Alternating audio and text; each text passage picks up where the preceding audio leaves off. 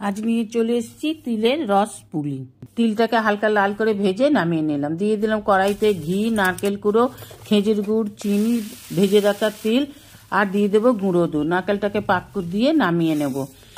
দিয়ে দেবো মুগ ডাল। মুগ ডালটাকে হালকা লাল করে ভেজে ভালো করে ধুয়ে নিয়ে সিদ্ধ দিয়ে দেবো। সিদ্ধ হয়ে গেলে দিয়ে দেবো পরিমাণ মতন লবণ, অল্প অল্প চালের গুঁড়ি দিয়ে একটা ডো বানিয়ে নামিয়ে নেব।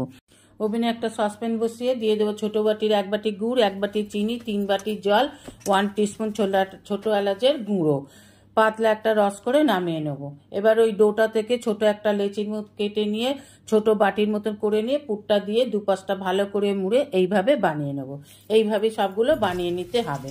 এবার ওভেনে সাদা তেল গরম হয়ে গেলে তেলের মধ্যে দিয়ে উল্টে পাল্টা হালকা লাল করে ভেজে তুলে নিলেই তৈরি তিলের ভাজা পিঠা। এবার রসে দিয়ে দিলেই তৈরি তিলের রস ও পুলি। এইভাবে করে খেয়ে